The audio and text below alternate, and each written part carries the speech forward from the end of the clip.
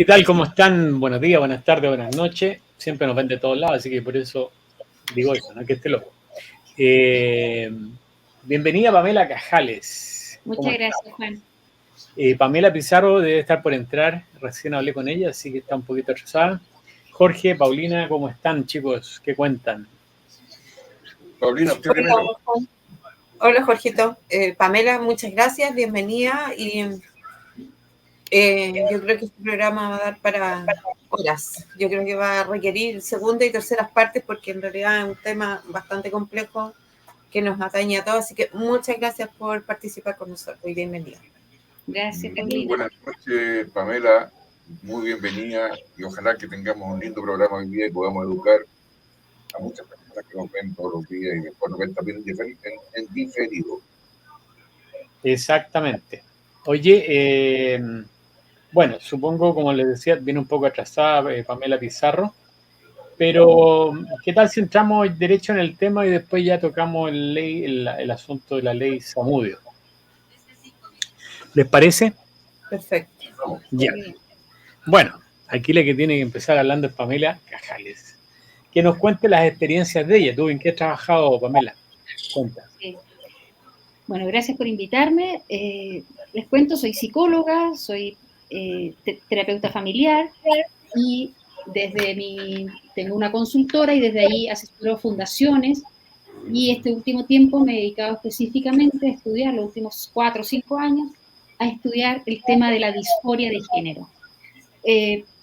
Para poder evaluar, investigar, saber cómo se está dando este diagnóstico en nuestro país y también nos ha tocado revisar la bibliografía en Europa, en Norteamérica. Porque esta disforia de género de un momento a otro se volvió un poco de moda. Y a mí lo que me llamó la atención era cómo la rapidez en que se estaba diagnosticando la disforia de género, permitiendo la transición rápidamente, sin diagnóstico, sin evaluaciones, sin pruebas psicométricas, sin interconsultas con otros profesionales como, no sé, pediatras, ginecólogos, neurólogos. Esto era casi de ir a una consulta psicológica, psiquiátrica, con unas pequeñas conversaciones, ni siquiera una entrevista clínica, que es lo que nos enseñaron por muchos años en la universidad.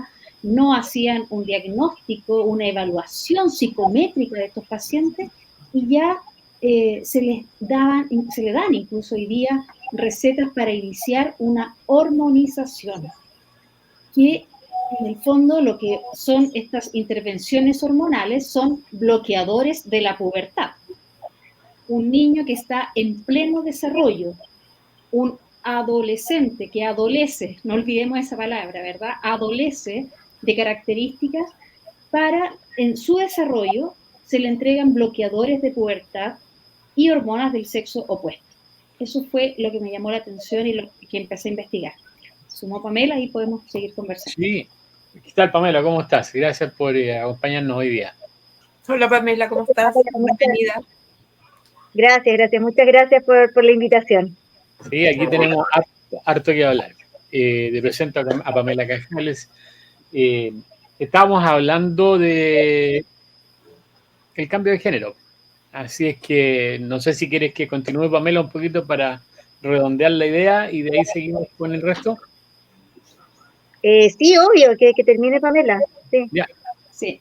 Mira, lo que yo creo que me interesa transmitirles es lo que está pasando a nivel mundial. Cómo los países que partieron con esto, Finlandia, hace 20 años casi, creó la primera clínica de psiquiatría infantil para iniciar estos procesos. Hoy día su directora, por estos 20 años, nos dice que parece que no estaba claro lo que estaban haciendo. Dice que han encontrado que las evidencias de las intervenciones no han sido beneficiosas para la salud mental, que las intervenciones para los menores han sido de certeza baja o muy baja. O sea, los niños que han atendido durante 20 años, hoy día nos dicen que parece que no lo hicieron bien. Ella dice que la ciencia no progresa silenciando los resultados nefastos.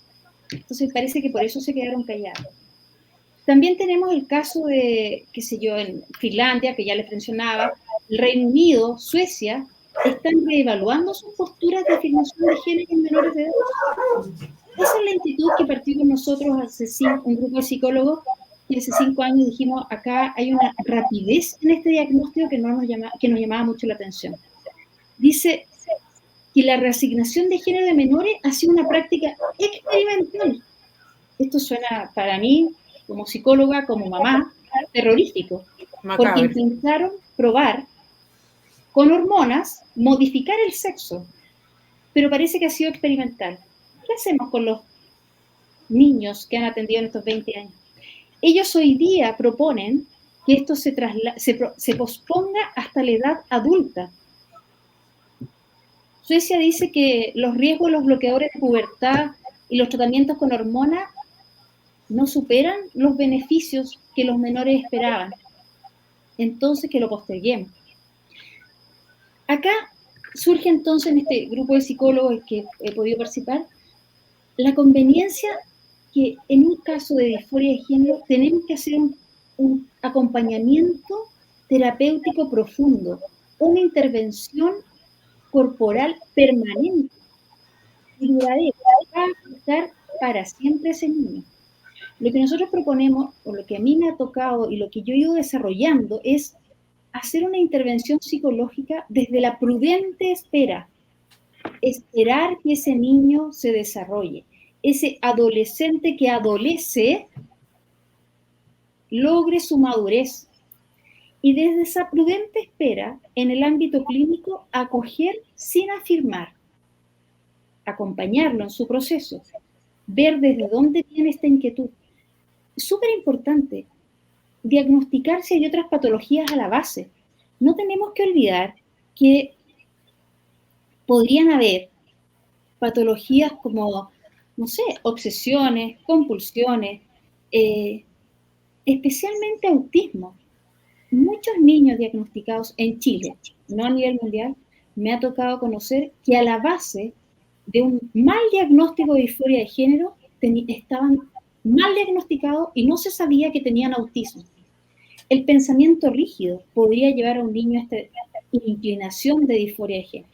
Problemas de identidad, también podría ocurrir eso.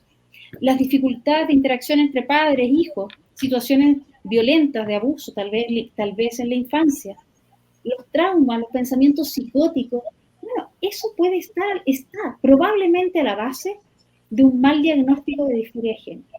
Nos hemos apresurado en diagnosticar la disforia de género. Eso, por mientras. Muchas gracias, Juan. Ya, oye, qué interesante, fíjate que me hiciste devolver en el tiempo. No es que yo sea un viajero del tiempo, sino que a lo mejor ustedes se van a acordar, ahí en los años 70, yo estaba recién nacido. No. En los años 70 me hiciste acordar el tema del aborto, cuando en Estados Unidos empezaron con el tema del aborto y los estudios científicos tan importantes, y resultó que todo era una mentira, que todo fue hecho a propósito para conseguir que esta cuestión existiera. Pamela Pizarro, Sí. ¿qué me cuentas tú de lo que estamos hablando? Bueno, a ver, con la Pamela Casales nos conocemos porque ellos tienen una fundación que lleva trabajando por mucho tiempo en estos temas de la identidad de género. Yo tuve contacto con ellos desde que se aprueba la ley de identidad de género, y después con educación sexual integral ellos nos hicieron un informe que ayudó mucho, que lo mandamos al Ejecutivo en ese momento, al Ministerio de Educación y también al Congreso, y ayudó mucho a que los parlamentarios entendieran que educación sexual integral no era positivo para los niños, sino que todo lo contrario. Así que siempre es muy interesante escuchar a Pamela y a mucha gente de la Fundación Raíz Humana. Ahí donde la conocí, no sé si está todavía ahí la Pamela. Y ahí nos conocimos, estuve hasta noviembre, pero sigo los temas en otra fundación ahora. Súper, qué bueno.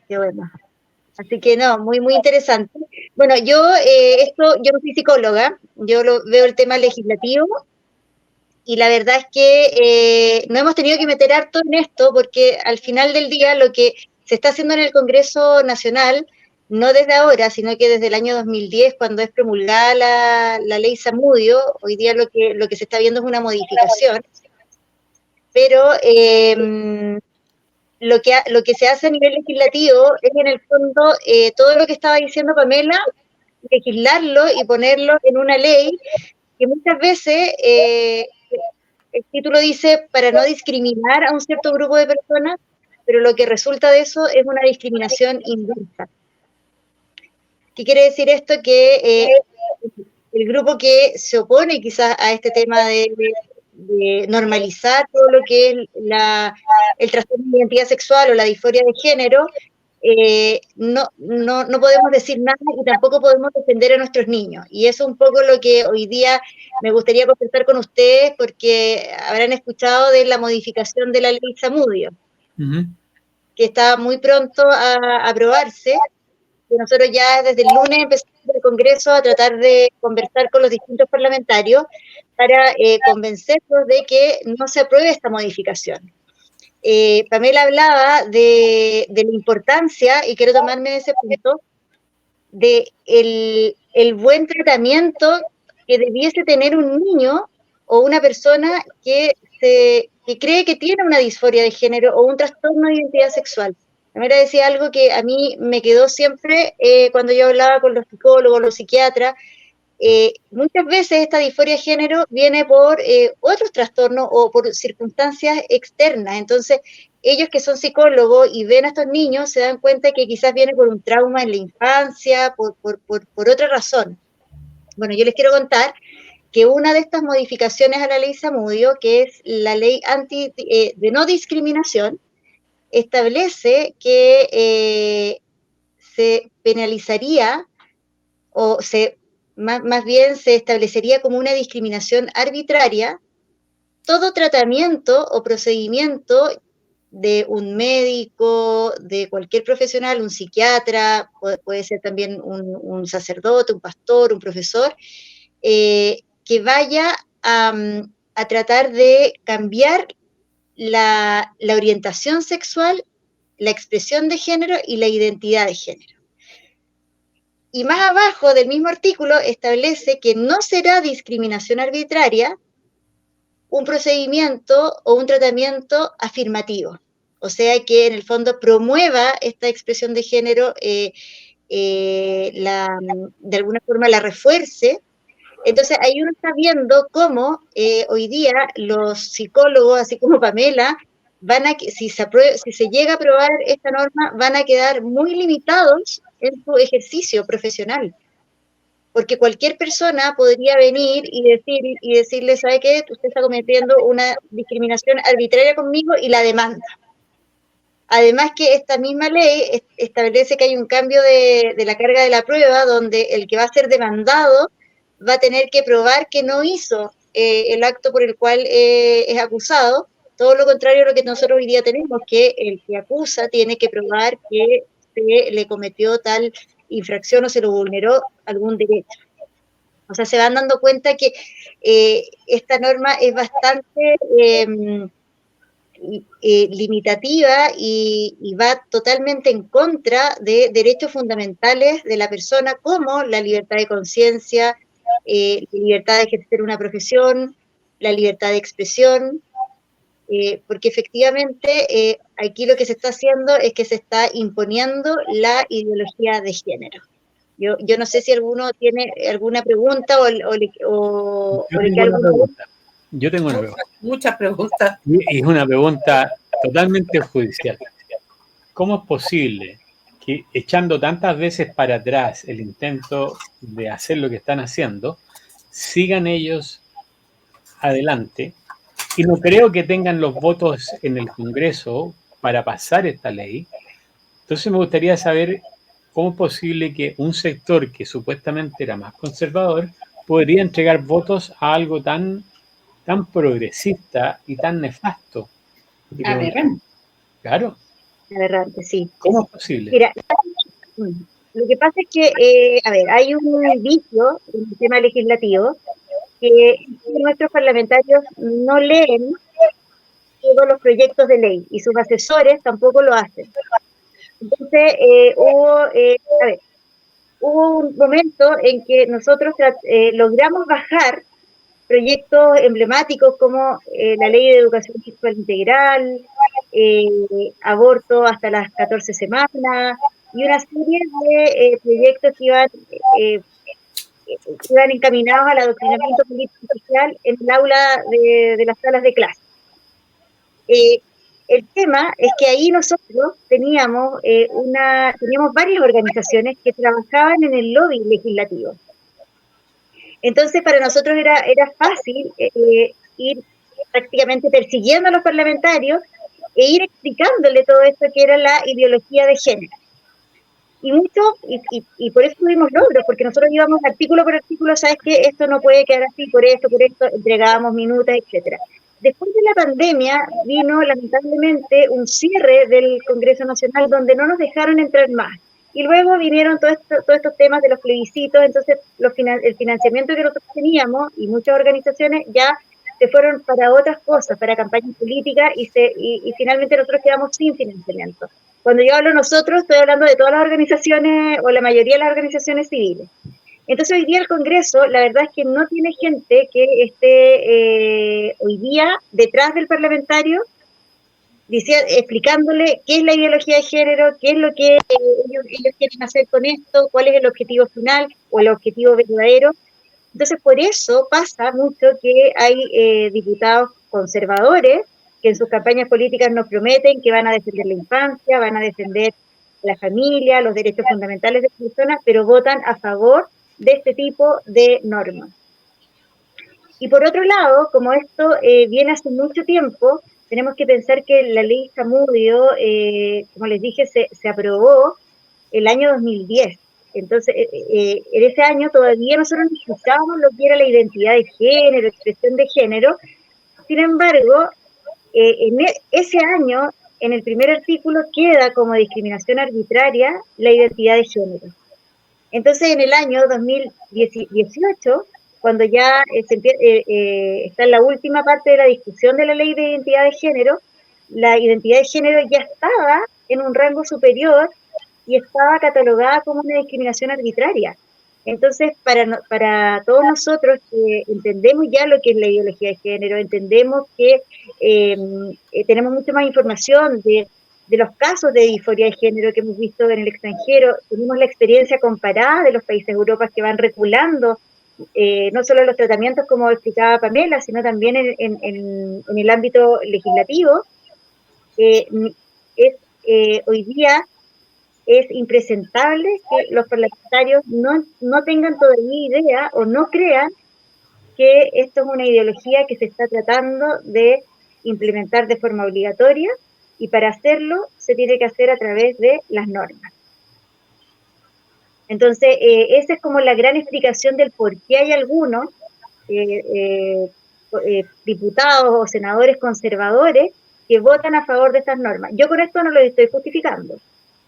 Yo solamente estoy aquí estableciendo una verdad cierta que es así y que debiese cambiar. Y creo que todos nosotros deberíamos empezar a exigir a nuestros parlamentarios que empiece a leer lo que está votando. Hace una semana se aprobó en la Cámara de Diputados la ley del derecho a las mujeres a tener una vida libre de violencia, con un artículo que se requirió ya ante el Tribunal Constitucional, está en trámite, donde se establece que desde el Ministerio de Educación ellos van a poder imponer programas y cursos de formación en la parte docente con enfoque de género, y esto es para colegios públicos y particulares. Y eso se les pasó. Y de hecho el requerimiento fue firmado por muchos diputados que votaron a favor de esta norma y confesaron que efectivamente no habían leído todo el proyecto y se quedaron con el título. Entonces, esas son las cosas que están pasando hoy día en el Congreso Nacional y es por eso que es tan importante que nosotros como ciudadanos estemos pendientes de lo que está pasando y exijamos a nuestros parlamentarios que le damos el voto, que tienen que hacer la pega, porque hoy día no la están haciendo. Esa es la verdad. Y este proyecto, yo les quiero contar, esta modificación estuvo 5 años parado en el Senado.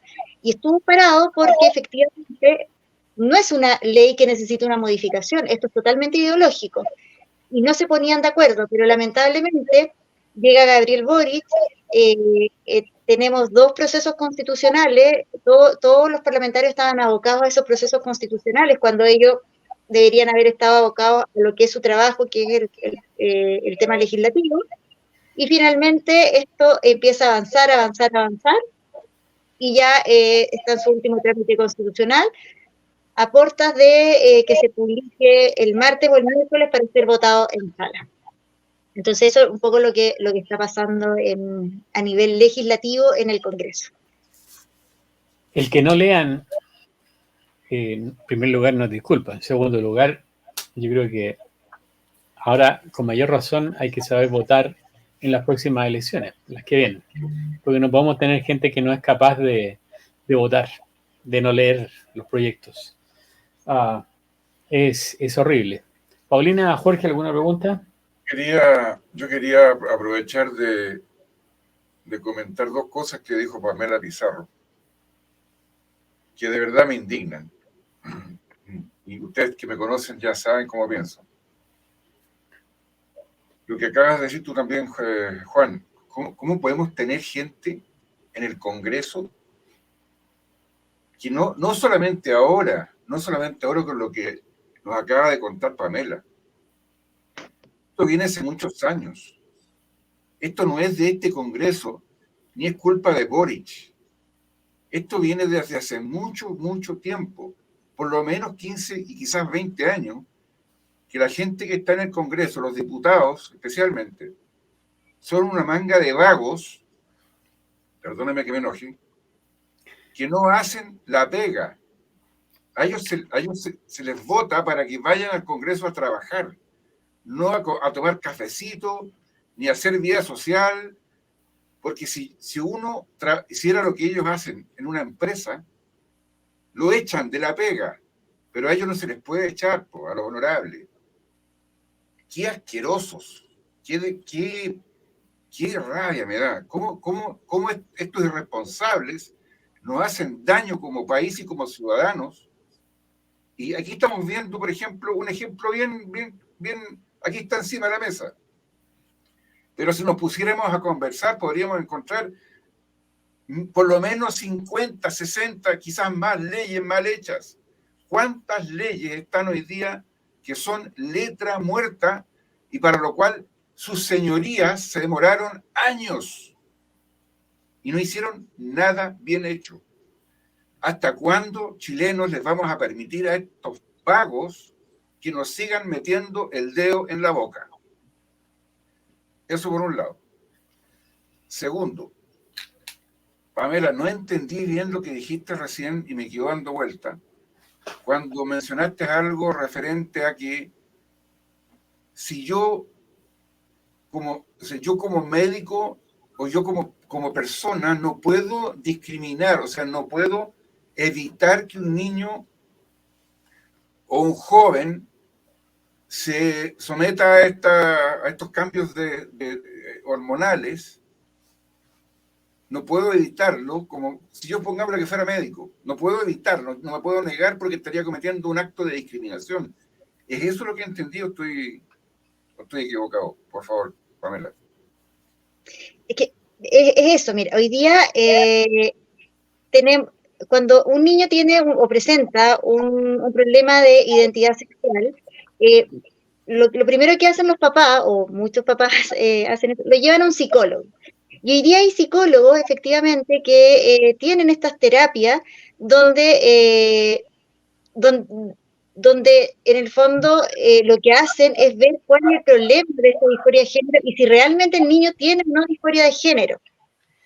Entonces, es un tratamiento que efectivamente va en búsqueda que el niño finalmente vuelva a percibirse o vuelva a percibirse de su sexo natural. Eso hoy día se puede hacer. Hay muchos psicólogos que lo hacen y que finalmente el niño no tenía ninguna disforia de género, no tenía ningún problema de sentirse, por ejemplo, una niñita, niño, hombre, sino que era otro el problema, era otro tema, trastorno quizás que pudiese tener. Perdón. Pero hoy día esas terapias no se van a poder dar, o quizás se van a poder seguir dando, pero el profesional va a estar siempre amenazado de que lo puedan acusar por discriminación arbitraria. Porque esta situación que te estoy describiendo, que queda en la norma como un acto de discriminación arbitraria. Entonces podría pasar, que yo he escuchado varios casos, que los papás cuando el niño va y les cuenta que tiene este problema de disforia de género, los papás lo primero que hacen es decirle, vamos a un psicólogo, a un psiquiatra, a un endocrinólogo, porque esto tenemos que ver cómo lo arreglamos. Si el niño hoy día, tenemos que pensar que esto de la ideología está en la televisión, está con los amigos, muchas veces en el colegio también.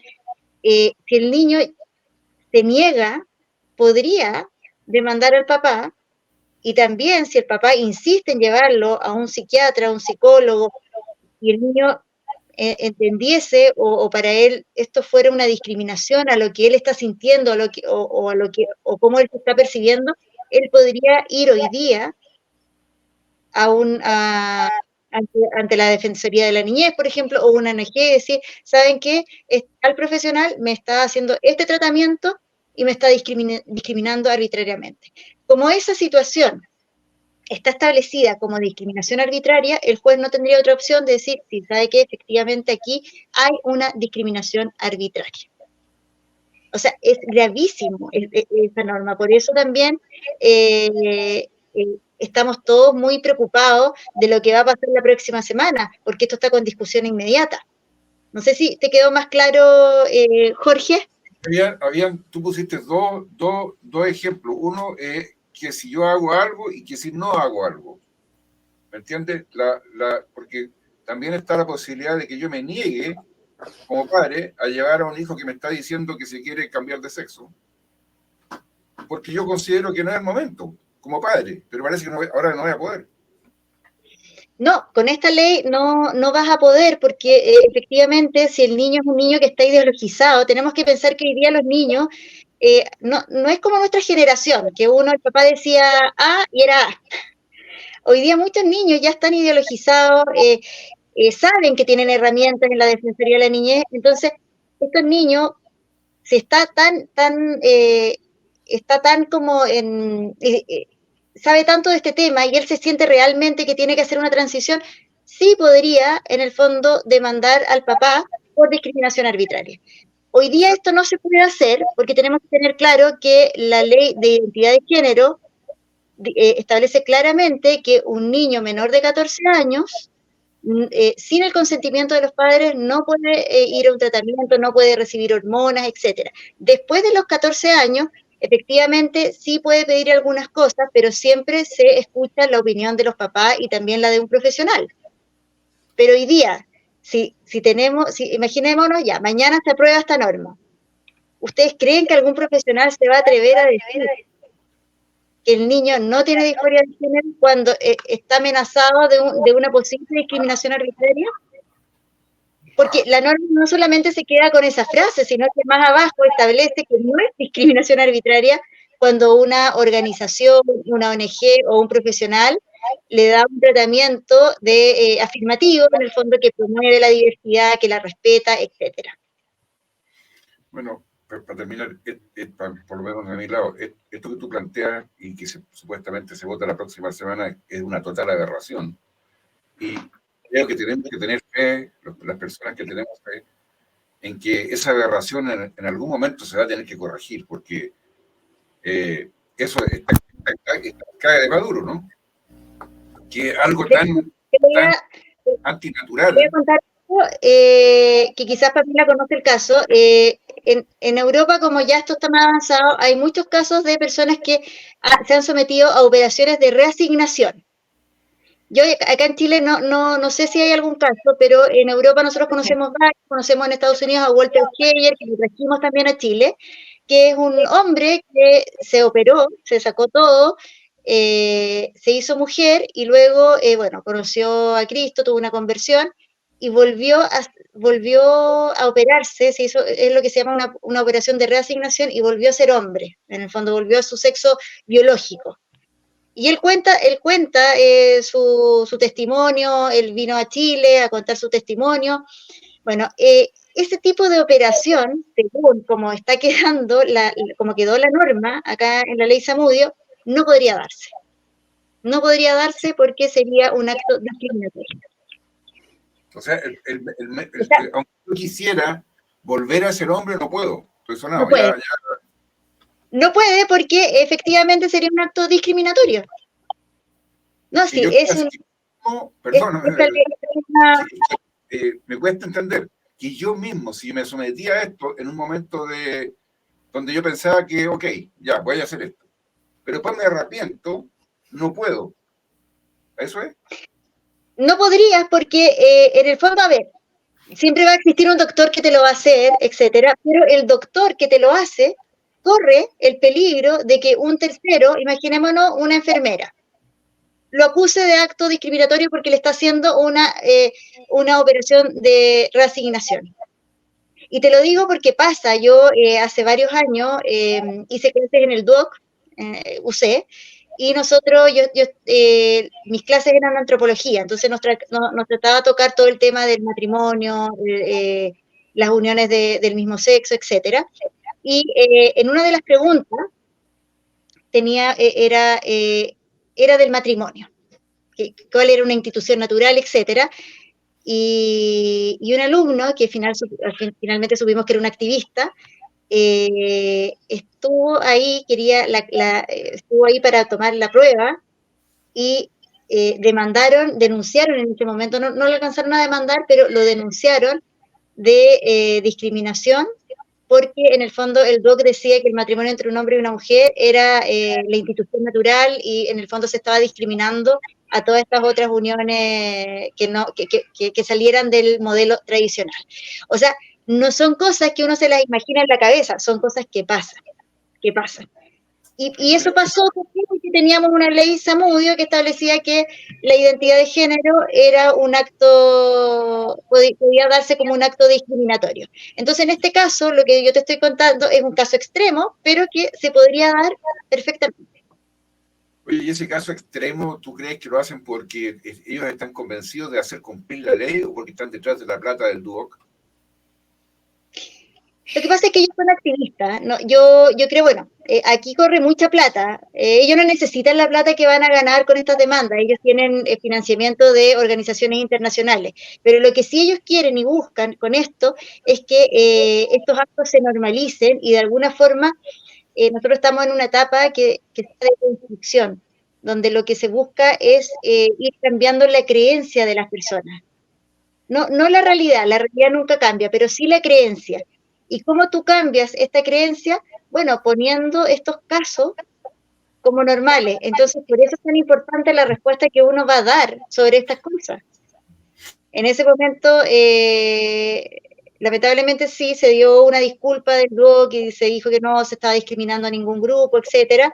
Después, digamos que gracias a Dios llegó una persona que se hizo cargo del departamento y puso las cosas en buena línea. Pero efectivamente estas cosas, ellos trabajan así, eso es lo que tenemos que entender, ellos trabajan de esa forma. En la ley de identidad de género, se suponía que esta ley había nacido con el solo objetivo de cambiar el nombre social a una persona que tuviera una disforia de género o un trastorno de identidad sexual. Ese era el objetivo. Finalmente, nosotros nos fuimos dando cuenta que toda esta ley de identidad de género lo que buscaba era meterse en los colegios, sobre todo en enseñanza básica, con todas estas ideologías para ir en el fondo adoctrinando a los niños y deconstruyéndolos. A mí me tocó ir lanzamiento de un libro que se llamaba La niña que no veía, que era de la Fundación Todo Mejora. No, perdón, de la Fundación Selena. Y fui al lanzamiento y a mí lo que más me llamó la atención, que cuando explicaban el libro, decían, empezaron a leer el libro y hasta la página 10 nunca se dijo que el niño era transexual, nunca. Se hablaba nosotros pensábamos que se llamaba La niña que no veían. Entonces se hablaba en estas 10 páginas de lo mal que la pasaba a esta niñita, que se suponía que no tenía más de 10 años, porque la discriminaban, la dejaban sola en los cumpleaños, no la dejaban entrar al baño, la echaban de los grupos de deporte, etc. Uno no sabía todavía que esta niña era transexual. Y a la página 10, la mamá le pregunta y le dice, pero no me acuerdo cómo se llamaba, pero ya, Juanita, ¿qué te pasa? Dijo, es que no, mis amigas no dicen que yo no soy igual a ellas y no quieren jugar conmigo. Y ahí uno recién se da cuenta que la niñita, claro, es una niñita transexual. La explicación que daba el autor del libro era que ¿por qué él había puesto la situación de la transexualidad en la página 10 y no en la página 1? Porque los conservadores, cuando porque el objetivo de este libro era que llegara a todos los colegios, los conservadores revisaban los libros. Entonces, si esto estaba en las primeras 3 páginas, lo iban a sacar. Si estaba en la página 10 o más adelante, iba a pasar. Después mostraba los dibujos y eran muy clásicos. Y decía, bueno, ustedes ven, en una Argentina, bueno, ustedes ven que esto es muy clásico. Bueno, también lo hacemos así porque si no los conservadores cuando ven algo muy moderno, lo sacan. Se ponen al tiro a revisar todo. O sea, ellos tienen, ¿por qué les cuento esto? Porque ellos tienen técnicas. Y al final de todo este lanzamiento, la mamá de Selena, que fue un ícono en el tema de la identidad de género, ella dice, a nosotros no nos importa esta ley. A nosotros nos importa que con esta ley vamos a entrar a los colegios, vamos a poder enseñarles y mostrarles esta realidad a todos los niños de Chile. Entonces, ellos toman gente que las meten en colegios, las meten en institutos, las meten en estos lobbies legislativos para que ellos vayan, en el fondo, normalizando esto. Así trabajan. Y en todos los proyectos de ley y en toda esta ideología es de esa forma. God. Dan ganas de vomitar, digo la verdad. Atroz. Bueno, nosotros, miren, yo cuando cuento esto, yo sé que es como desesperanzador, pero yo les puedo decir que yo que ya llevo casi 7 años en esto, cuando nosotros empezamos a hablar de esto, nos trataban de locos, conspiranoicos, cuando estábamos en la identidad de género y le decíamos a los diputados, no vote a favor porque esto lo van a meter en los colegios, nos decían, no, ustedes están locos, siempre ven lo negativo. Hoy día por lo menos la gente escucha, sabe, reclama, se da cuenta que esto no está bien y gracias a ese trabajo que uno va haciendo de hormiga, pudimos bajar muchos proyectos. Lamentablemente ahora estamos en un momento en que no estamos en el Congreso, tenemos que volver, lo vamos a hacer, pero yo tengo esperanza que vamos a bajar todos esos proyectos que vienen, porque hoy día no es solamente la ley Zamudio, se nos viene la ley José Matías, que está en segundo trámite constitucional, y que también es un proyecto de educación, donde se establece que todas las resoluciones sobre identidad de género, fíjense que todo es sobre la identidad de género, van a ser obligatorias para todos los colegios particulares y públicos. Hoy día las resoluciones que emanan del Ministerio de Educación no son obligatorias. Por lo tanto, los colegios, sobre todo los particulares que ven esto, dicen, muchas gracias, pero nosotros tenemos otro procedimiento para aplicar este tema. Con la ley José Matías ya no será así. Entonces, se nos viene también eso. Se nos viene el aborto integral también, que con eso se viene la educación sexual integral, y por último, ya lo dijeron, van a trabajar por un proyecto de ESI, de educación sexual integral, que lo han tenido que patear harto, porque en eso yo creo que ahí trabajamos harto y trabajamos muy bien, que hay mucho conocimiento de ese proyecto y de esa ideología que finalmente nos mete todo, porque la educación sexual integral es la educación para meter feminismo, ideología de género, aborto, etcétera, en los colegios. Oye, ¿puedo hacer una pregunta a la Pamela Cajales? Sí. ¿Puedo hacer una pregunta? Pamela, científicamente ¿habrá estudios que nos digan cuántas personas a nivel estadístico pertenecen a esta minoría que parece que fueran mayoría? Mira, te lo puedo decir en el caso de niños, de menores de edad, porque ahí es donde he podido estudiar. Un 85% de los niños remite el motivo de consulta. ¿Me explico? Pero O sea, ¿cuántas llegan... personas sienten con problemas de identidad de género? Eso, para allá iba mi pregunta. Ok, no sabría decirte la cantidad, pero lo que sí te podría decir es que es un alto porcentaje, sobre el 85%, que remite el motivo de consulta, que luego de un proceso, de un diagnóstico integral, de un proceso terapéutico de acompañamiento, de acoger sin afirmar, remite sobre el 85%. Ahora, quisiera, algo que decía Pamela en el DUOC, ocurrió también en la Facultad de Derecho de la Universidad de Chile, en el Derecho Matrimonial. El profesor tuvo que pedir disculpas públicas por decir lo mismo del matrimonio. Y a propósito de la deconstrucción de la familia primero y luego de la persona, en Canadá tenemos la situación que a los niños el día lunes le preguntan cómo se sienten. Y entonces el niño dice, yo hoy día me siento Juanito, y soy Juanito esta semana. Y la otra semana me siento Mariela, y soy Mariela. Y eso tiene que ver con la libertad de los niños. De el cómo se sienten esa semana es cómo lo tratan. También tenemos niños que dicen, hoy día esta semana me siento un gato. Entonces su sala de clase está preparada con estas camas que venden en el comercio, y el niño vive como gato esa semana. Entonces, a propósito de esto de la deconstrucción de la persona, tenemos países desarrollados que están haciendo esta aberración. Y independiente a las modificaciones espantosas que nos explica claramente la Pamela, yo quisiera contarles también que me ha tocado participar en Chile, tribunales de familia, que papás han perdido la tuición ya en Chile porque no han dejado que sus hijos transiten. Y eso ya ocurre.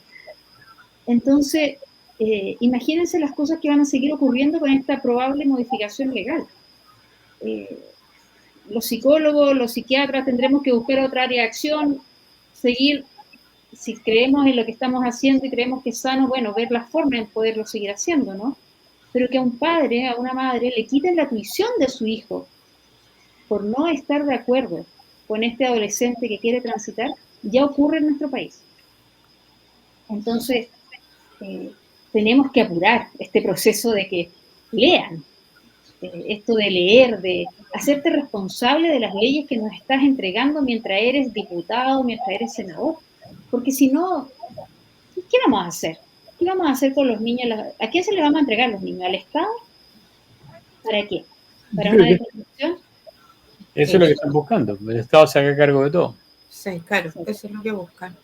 Oye, Pamela Pizarro, voy a entrar un poquito al tema de la redacción de esta famosa ley Zamudio. Nosotros compartimos en un chat juntas de WhatsApp y hubo una discusión muy interesante respecto del lenguaje que se ocupa en la ley, porque alguien comentaba que decía que no lo veía tan mal. Y tú tratabas de explicarle de que el lenguaje que no hablaba de la mujer, sino que hablaba del género, y creo que es súper importante el lenguaje que está ocupando esta ley Zamudio, ya que si uno la lee, cualquier persona que no le busque la interpretación como debe ser en una ley, dice, chuta, esta cuestión está súper buena porque nos da derechos, nos protege, nos cuida, pero no habla del sexo, sino que habla del género. ¿Cómo poder enseñarle a personas comunes y corrientes como soy yo, que estoy inmersa en este mundo y que uno lee para poder aprender, pero hay ciertas palabras o reacciones que al final uno puede entender de que sí está correcto y que sí beneficia, que incluso hasta un abogado que si la lee puede llegar a decir, no, sí está bien porque los protege, no es tan malo. Que nos explique un poquito eso, cómo podemos nosotros explicarle a la gente lo que significa esto en cómo está redactado, porque realmente es macabro. Sí, lo que pasa es que, a ver, tenemos que pensar que hoy día todas las normas, sobre todo las de infancia, las que hablan de este tema de la no discriminación, están enfocadas a un tema. Y ese tema es meternos todas estas nuevas ideologías, o estos derechos de segunda generación que uno les llama, que son estos derechos nuevos que hoy día como evolucionan para el progresismo. Entonces ellos van tratando que queden al mismo nivel de los derechos fundamentales reales, que son los inherentes a la persona humana. Entonces, bueno, dicho esto, aquí hay toda una ideología que viene desde la escuela de Frankfurt, que desde ahí hay que empezar a... ¿Me escuchan? Sí. Sí. Ahí volviste con imagen. Tenemos que pegar la Pamela. ¿Ya? Sí. Pamela Cajales, mientras vuelve la Pamela Pizarro. Sí, a mí a propósito de que Pamela ha mencionado, por ejemplo, identidad sexual, orientación sexual, disforia de género, a propósito de lo que tú preguntabas, Paulina, no es específico en tu respuesta, gracias. Pero identidad sexual, que se entiende, cómo se describe en el fondo, es la percepción que un individuo tiene sobre sí mismo respecto a su propio sexo, en función de la evaluación que hace de sus características físicas o biológicas. A diferencia de la orientación sexual, que se refiere a quién le atrae, hacia quién siente una atracción romántica, emocional, sexual. Y por disforia de género, por otra parte, entendemos como que esta persona tiene una sensación de incomodidad, que no se siente cómodo con su físico, ¿cierto? Entonces, a veces estos tres conceptos, desde mi punto de vista, se mal utilizan, se mezclan. No, la identidad, la orientación es como lo mismo, la disforia de género. Entonces, lo primero que me parece es que debemos tener claridad en que son conceptos distintos, en que tenemos que tener claridad en cuando le hablamos a los niños de sexualidad también, porque están invadidos de una cantidad de sobreinformación a través de las redes sociales que no les explican estas diferencias. Y también, volviendo al tema de los niños, que a mí es lo que me llama la atención, ¿no? Y es lo que me ha interesado siempre estudiar, es que siempre ha sido difícil crecer, porque así como Juan hace poco se acordaba del año 70, las cosas que pasaban, pero antes no estaba en duda la identidad sexual de los niños, de los adolescentes. Era difícil. Si cada uno de nosotros se recuerda qué pasó a los 5, a los 10 años cada uno, tenemos historias dolorosas, lindas, que queremos repetir, otras que no, pero nuestra identidad sexual no estaba en duda, no se cuestionaba. Eras niño, eras niña. Hoy día a los niños les generamos como esta inquietud. Nos llama la atención por qué te pusiste rosado, por qué te pusiste negro. Les generamos duda de su identidad sexual. Y eso es lo que va generando o va acrecentando estos diagnósticos cada vez más frecuentes de la disforia de género, ¿sí? Y que avanzan rápidamente a la transición, a la hormonización para transitar. En el fondo va enfocado para allá y creo que el lenguaje es súper importante que la gente entienda de que no es lo mismo, porque en el fondo hoy día nos están metiendo bajo ley y a presión un lenguaje que está pasando desapercibido, que mucha gente no lo entiende y no es lo mismo una cosa que la otra. Entonces, hoy día nos van a meter esto y mañana qué es lo que va a hacer. Entonces, porque hoy día hay que esperarse lo peor, o sea, yo pienso así, digamos, o sea, hoy día hay que estar preparado para lo peor, para poder, en el fondo, enfrentar estas situaciones cuando se vengan encima, sí, y en todo orden de cosas, porque hoy día esta revolución progresista está pegando muy fuerte. Lo que cuentas de Canadá es horrible, o sea, imagínate esos niños, adolescentes, adultos después, es gente que no va a tener, no tiene autoestima, no tiene seguridad en sí mismo, nada, o sea, la deconstrucción es total. Sí, claramente. Ahora, desde la psicología de la comunicación uno dice, el lenguaje constituye realidad. Pero claro. Entonces, si una temática me la repiten, está en los medios sociales, está en los colegios hoy día con la ley, bueno, cada vez esa repetición va quedando en la memoria de la gente. Sí. Hoy día... Al final genera un acostumbramiento y es lo que pasa hasta con la misma violencia hoy día. O sea, la gente se empieza a acostumbrar y empieza a buscar otros caminos para evitarse los conflictos en la calle, asalto y todo, y eso se transforma en acostumbramiento y nadie lucha contra eso. Y eso, es a eso lo que tenemos que llegar, creo, en luchar para poder proteger a nuestros niños. Si uno como adulto ya está listo, pero los niños chicos son súper manipulables. O sea, esto es lo que conversábamos fuera de pantalla, digamos, es como el abuso sexual, es tan violento como eso, digamos. O sea, un niño calla, no va a decir nada, va a hacer lo que le diga el adulto, y todo en base a que va a ser mejor para ti porque vas a estar mejor, y el niño se va a dejar llevar, no va a tener la capacidad de decir, no, yo no quiero esto. Entonces es súper complejo. También tenemos que pensar esto, no sé cómo se dice jurídicamente, pero que los niños a los 14 años pueden decidir ciertas cosas y pueden estar contra sus padres.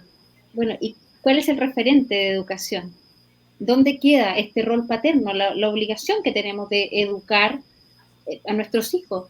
Si a los 14 años un hijo me puede demandar, puede iniciar un proceso que yo no estoy de acuerdo, puedo acompañarlo, puedo acogerlo, puedo sugerirle que espere su desarrollo biológico hasta los 25 años, ojalá. Es ahí cuando se termina de desarrollar el ser humano, no a los 12, no a los 13, menos, o sea, no a los 14 años, que es lo que dice nuestra ley en Chile, ¿no? Entonces, estamos de nuevo en la deconstrucción, dividiendo la familia, dividir para gobernar. Así es. Oye, y esos casos que pasaron en Chile que le quitaron la tutoría a los padres de sus hijos, ¿cuántos casos hay de eso? Porque eso no se ha sabido en la prensa, digamos, o sea, no ha salido a flote. Me imagino que la prensa tradicional no los va a cubrir porque no es tema para ellos, digamos, o sea, está dentro de su progresismo, pero... Yo he sabido de 3 casos.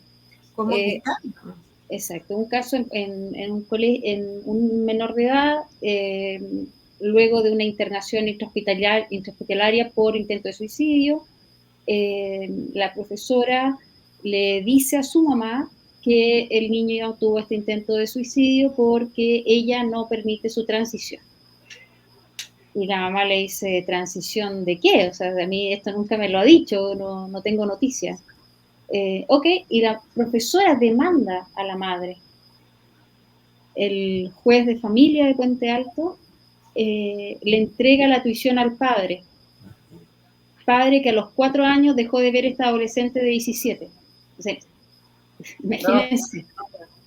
Y el padre dice, yo no me lo llevo, y la madre llega a pedir ayuda diciendo, sabe que yo estoy mal porque el juez dijo que yo no puedo tener a mi hijo, pero mi hijo no quiere estar con su papá si no lo ve hace 13 años. Nunca he estado con él. ¿Qué hago? ¿Sí?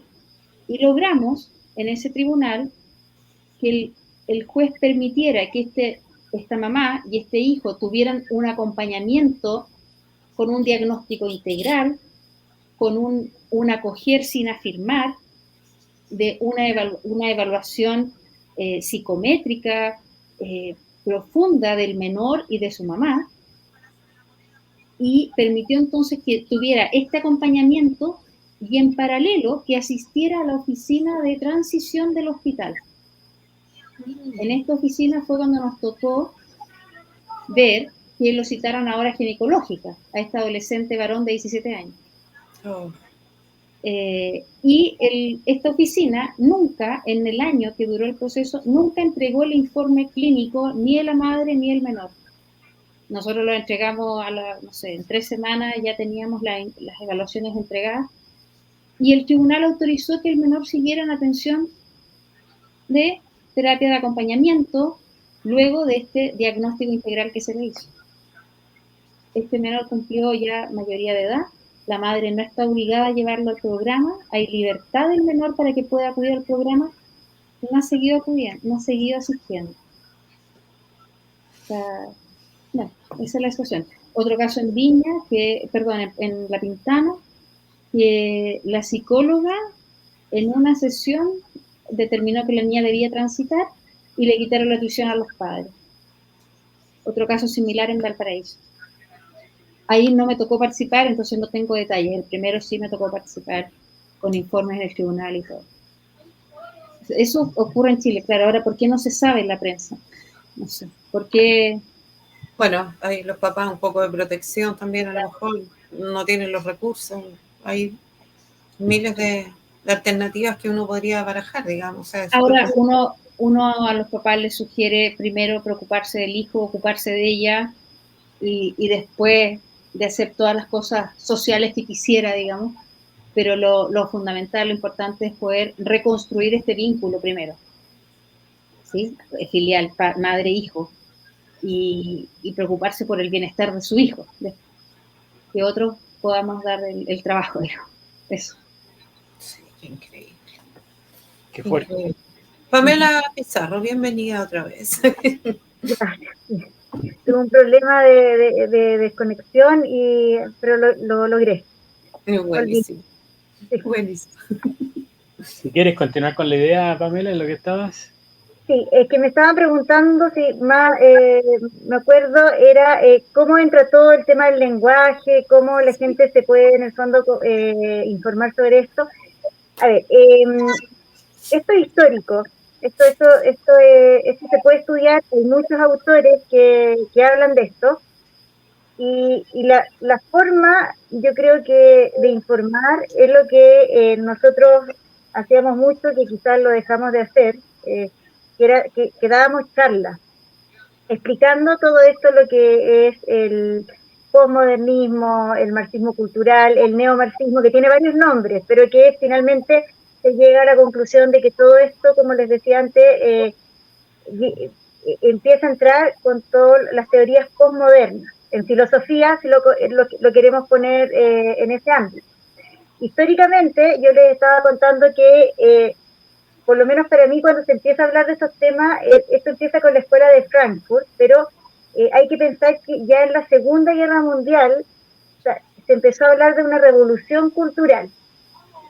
Y de hecho, Marx, que fue el principal, ¿no es cierto?, el creador del marxismo, ya se empieza a ver que esta lucha de clases se estaba agotando. Y Gramsci, que viene antes de la escuela de Frankfurt, ya hablaba de que teníamos que hacer esta revolución cultural. Ya no podíamos seguir con esta premisa de la guerra de clases, porque efectivamente ya no estaba funcionando. Entonces, ¿cómo podíamos seguir con estas teorías o con esta ideología y no morir en el camino? Y Gramsci es el primero que dice que hay que empezar, que hoy día la guerra ya no es de clase, sino que es cultural, y es por eso que él empieza a decir que hay que infiltrarse en las instituciones, hay que infiltrarse, de alguna forma, Agustín Laje lo explica muy bien, siempre él dice que la sociedad es como una pirámide. Entonces, Gramsci decía que había que meterse en la base de esta pirámide. Y quebrando esta base, se iba a quebrar todo lo que venía se iba a empezar a derrumbar. Por eso Gramsci hablaba que había que meterse en las iglesias, en la política, en la educación, etc. Y esto lo vemos en la escuela de Frankfurt y empiezan a nacer todos estos ideólogos. A mí me ha tocado mucho estudiar lo que es el feminismo y la ideología de género, pero dentro de estas ideologías tenemos que pensar que está todo el tema del multiculturalismo, que hoy día también es un tema. Ojalá que ustedes pudieran hacer un programa de eso, con todo lo que hemos visto del canibalismo, ¿no es cierto? Sí. Porque era uno de los problemas que venía con todo ese tema de la inmigración descontrolada.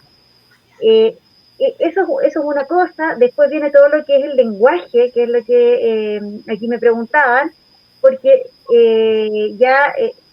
habían autores que decían que el lenguaje cambia realidades. Por lo tanto, aquí había que empezar a cambiar el lenguaje, y cuando nosotros no nos diéramos cuenta, ya ese lenguaje iba a pasar a ser de algo anormal o raro a algo normal. Y es lo que pasó con el género. Si ustedes se dan cuenta, hoy día todas las fichas de las clínicas o de instituciones públicas ya no dicen sexo, dicen género. Sí. Y muchos de nosotros también nos dicen, como, el género, cuando la palabra correcta es sexo femenino, sexo masculino. Y así se va cambiando, empiezan a entrar todas estas ideologías que finalmente van cambiando la creencia de las personas. Como les dije yo antes, no la realidad, porque la realidad no cambia, pero sí la creencia. Y bueno, en el tema de la ideología de género, el feminismo tiene gran importancia, porque son finalmente las feministas las que empiezan a meter estas ideologías, por ejemplo con Simone de Beauvoir, que se dice que es como, se podría decir que ella es como la creadora o la feminista, la mujer más importante en el feminismo de tercera ola. Y ella, su gran obra que tiene es, que señala que la mujer no nace, sino que se hace. Uh-huh. Y ahí empieza todo un tema de que la mujer más que la mujer, el ser humano ya no es biológico, ya sacan esto, o sea, ya no importa la biología. ¿Por qué? Porque el ser humano es un constructo social. Y hoy día ya, esto obviamente ha avanzado. Hoy día ya estamos nosotros peleando temas en el Congreso, como por ejemplo que el incesto no se legalice, como se quiso hacer el año pasado. Uh-huh. Eso también lo hablan las feministas, porque una de las feministas más famosas que hay, Shulamit Firestone, donde ella dice que la limitación más grande finalmente para la mujer es la maternidad. ¿Y por qué la maternidad? Porque la maternidad no deja amar a la mujer como ella quisiera libremente. ¿Y a qué se refiere eso? Es que ella no se puede enamorar de su hijo, o viceversa. El hijo enamorarse de la madre. Y estos temas, las feministas lo desarrollan. Y en el Congreso Nacional, para que ustedes sepan, el año pasado que lo logramos bajar, logramos que Claudia Pascual, que Carmen Hertz, se fueron en contra de esta era una indicación que se quería poner en un proyecto de ley. Logramos que lo sacaran, pero tuvieron la intención de hacerlo, de que hoy día el incesto en Chile es penalizado, uh-huh, porque va contra la familia natural. Ellos querían despenalizar. O sea, a eso ha ido avanzando.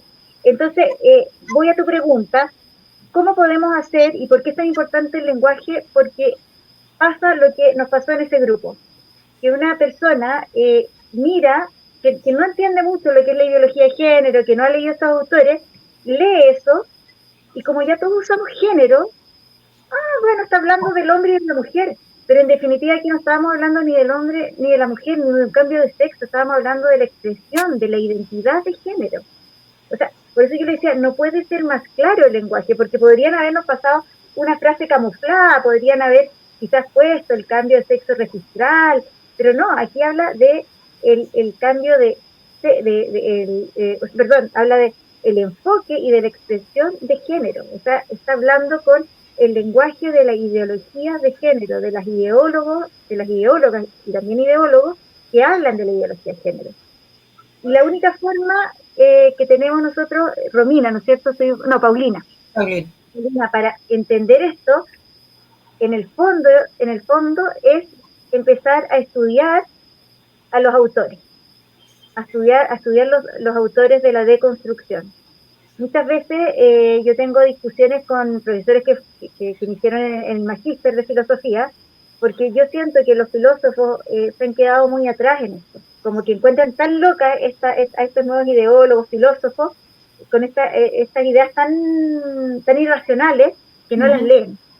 Entonces ellos se quedaron con esta filosofía clásica, que obviamente uno la tiene que saber y leer también, estudiar, pero no entienden que hoy día estamos en un proceso bueno, muchos autores hablan que ya estamos en la post-deconstrucción, y nosotros recién estamos tratando de explicar lo que es la deconstrucción, pero hay que leer a estos autores. Yo sé que son difíciles y por eso lo que yo puedo, en el fondo, como animarlos a ustedes y aconsejarles, es que lean libros que son más fáciles de lectura. Hay un libro que es bien antiguo, que es de Agustín Laje, que se llama El libro negro del marxismo cultural, de la nueva izquierda, que después dice marxismo cultural. Bueno, hoy día se sabe que no se llama marxismo cultural, pero en ese tiempo, cuando él lo escribió, ese mismo. En ese tiempo hablábamos de marxismo cultural porque, en el fondo, claro, efectivamente, acá venía una revolución cultural. Hoy día ya se habla de neomarxismo, de construccionismo, globalismo, etc. Y también hay otro que yo también siempre siempre aconsejo que lo lean porque Pablo Muñoz Iturrieta es un profesor, es muy didáctico. Sí. Y se llama En un cuerpo, pero déjeme ver, En un cuerpo equivocado, sí. Sí. Este es muy, muy bueno, y el último que sacó, que es las mentiras que nos cuentan y las verdades que nos ocultan. Sí. Ese es muy, pero muy bueno. Yo lo leería en el orden que les di, porque las mentiras que nos cuentan y las verdades que nos ocultan es más histórico. Entonces es mejor entender un poco el fenómeno para ya, cuando estemos leyendo la fecha, el dato duro, entendamos de dónde viene y por qué escribían eso y por qué en el fondo Pablo Muñoz Iturrieta hace esta relación. Esos 3 libros yo se los recomiendo si ustedes quieren empezar a entender este fenómeno, porque son bastante didácticos y no son de una lectura pesada. Obviamente, para los que quieren profundizar más, sí, hay que leer a Judith Butler, hay que leer a Simone de Beauvoir, a Foucault, a Shulamit Firestone, a Engel también, Derrida, todos estos autores que son de la deconstrucción y que efectivamente ellos dicen. Por ejemplo, Foucault, él dice claramente en sus libros, se hace la guerra declarando derechos. Y eso es lo que está pasando hoy día. Sí. Ustedes se dan cuenta, en todos los proyectos que yo hoy día les he mencionado, lo que se está haciendo es declarando nuevos derechos. En la ley Zamudio, ¿qué es lo que se está haciendo ahora? Se está estableciendo que un acto discriminatorio, o sea, se está dando un nuevo derecho a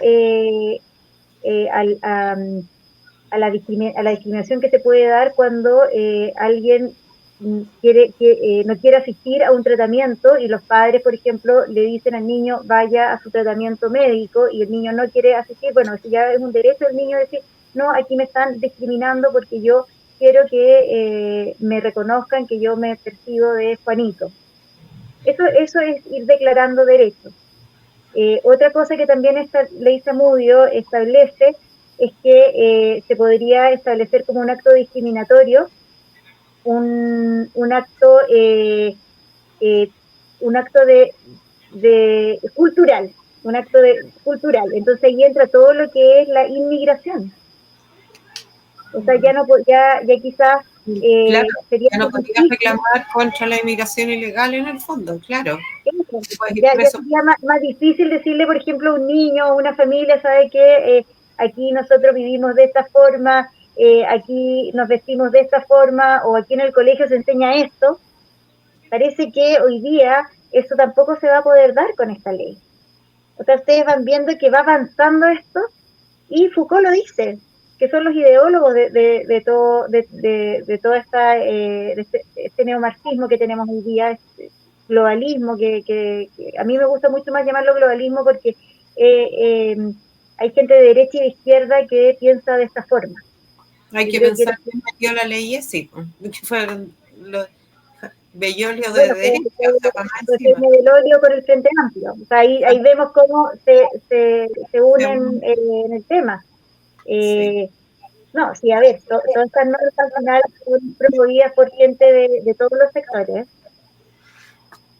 Oye, recién culpábamos a los políticos, pero con lo que tú estás hablando, la ciudadanía tiene la mayoría de la culpa porque la ciudadanía en sí no está instruida y no tiene ninguna intención de instruirse, la gran mayoría.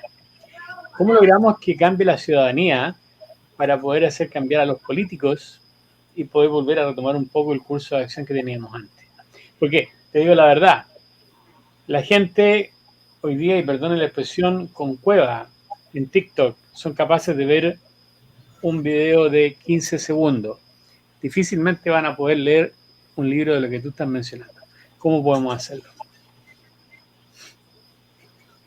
A ver, yo lo que he tratado de hacer, por lo menos en las organizaciones que nosotros hemos estado, es que efectivamente tú tienes razón. Hoy día la gente no lee, hoy día la gente le cuesta ver un video más de 10 minutos, más de 3 minutos. Entonces, lo que estamos haciendo ahora es hacer gráficas chiquititas, tirando información, que a veces mucha gente por interno nos dice, oye, ¿nos pueden dar más información? O hacer cápsulas más chicas y hablando de un tema específico, para que la gente en el fondo vaya enterándose de esto. Lo otro, los seminarios, tratemos de ir a todos los seminarios. Ahora el 5 de abril viene la Sarah Hutt, esta brasileña que fue feminista. O sea, su testimonio es súper importante para entender también lo que es la lucha feminista y para que también las niñas más jóvenes no se engañen en esto. Porque obviamente nosotros como mujeres también caemos en esto de que, ay, sí, nuestros derechos y tenemos que, poco menos que todos abrazarnos y luchar contra este hombre opresor. Finalmente, eso también es una ideología que viene del marxismo desde sus orígenes. Muchas aquí, a mí es mi tema, desde las sufragistas, que es un movimiento antifamilia. Y cuando uno empieza a leer la historia de las sufragistas, se va dando cuenta que estas sufragistas más conservadoras, muchas de ellas católicas, se arrepintieron al final del movimiento, que ellas dicen, nunca pensamos que este afán, este deseo de poder estudiar, de tener un voto femenino, iba a terminar en esta lucha en contra de los hombres o que yo iba a terminar sola. Yo soñaba con una familia. Sí, claro. Y hay otras, como Edith Stein, que también se mete en todo este movimiento y al final termina siendo religiosa porque se convierte y en el fondo se da cuenta que lo que ella estaba haciendo no estaba bien. Pero bueno, ahí son varios casos que uno los va conociendo cuando uno va estudiando todos estos fenómenos. Oye, la misma pregunta que te hago, que te dice a ti, se la voy a hacer a la Pamela Cajal. Con cueva de esos 15 segundos. ¿Cómo uno puede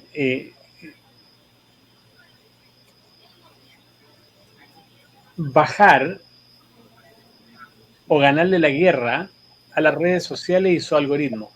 Porque el problema, acá el problema es el algoritmo, ¿ya? La gente entiende que el algoritmo tiene que ver algo con visualizaciones. No, el algoritmo tiene que ver algo, tiene más que ver con qué es lo que quieren que tú consumas. ¿Cómo se le puede ganar a eso? Porque la gente hoy día está todo en el teléfono, están siempre en redes sociales. O sea, tenemos personas que están trabajando para saber qué hablo y qué me muestran. O sea, tendríamos que destruir esas empresas, que son las que están manejando las redes sociales. En el fondo no tenemos ahí cómo poder revertir esto. Ahora, yo confío en el hombre. Yo creo que a mí me toca reunirme muchas veces con grupos de papás, o con chiquillos que se van a casar, o que quieren vivir en pareja, y te preguntan, ¿cómo recuperar los espacios de familia?